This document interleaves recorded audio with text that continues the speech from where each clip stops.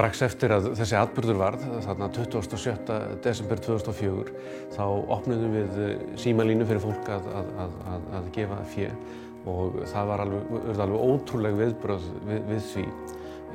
Fyrirtæki voru líka að gefa og meðal þeirra sem að lögðu fram sinnsgerð var Atlantaflugfélagið sem að gaf flug með breiðþotu fulla af hjálpargögnum og ég fór með þessari breiðþotu frá Sameinuðu arabísku furstadæmunum yfir til Colombo í Sri Lanka. Ég var þarna í heimsókn hjá manninum mínum og til stóð að við ásamt börnunum okkar værum á hóteli út við sjóinn en sem betur fer þá vorum við þar ekki fyrir einhverja tilviljun, ef maður getur sagt sem svo vorum við þar ekki.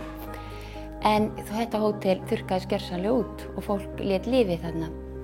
Nú síðan fer ég stuttu síðar að starfa fyrir danska Rauða krossin, íslenska Rauða krossin og Alþjóðasamband Rauða krossins og var í Trincomalee og starfaði þar með deild Sri Lanka Rauða krossins.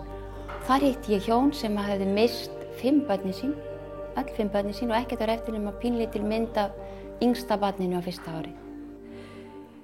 Það nályktin sem að tók á móti mér þegar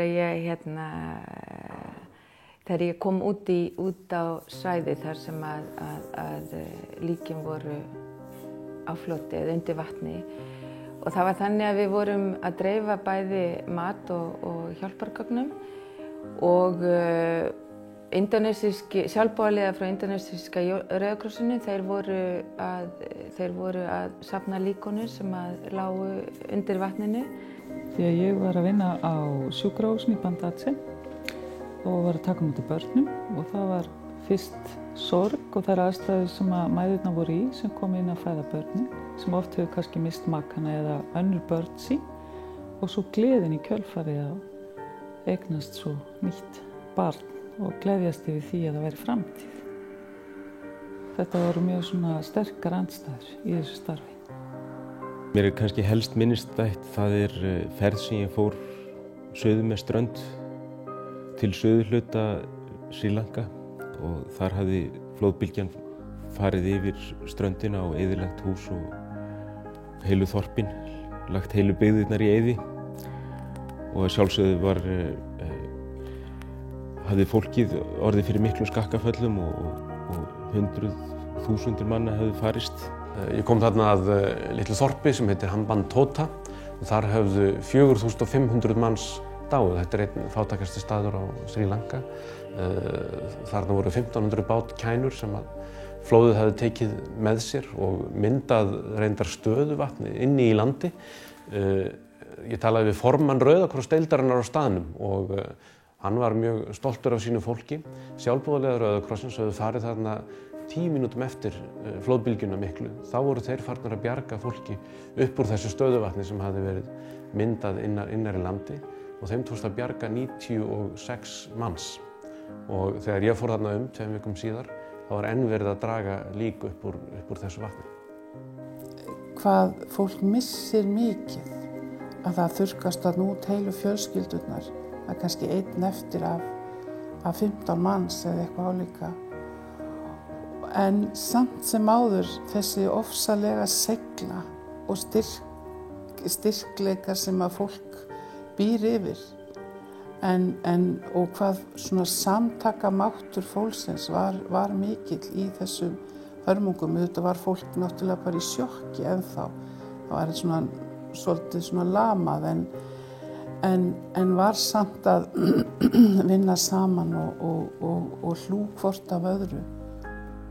Mikil eyðilegging sem átti sér stað. Það var jarðskjálfti upp á 8,7 á Richterkvarða og stór hluti mannvirkja eyðilagðist. Það svo minnst sem kemur upp í hugann allar þessar rústir og líkistur fyrir framan rústirnar. Þar sem fólk var að leita að líkum og líkisturnar biðu tilbúnar. Þetta svona situr kannski mest í huganum, þessi mynd.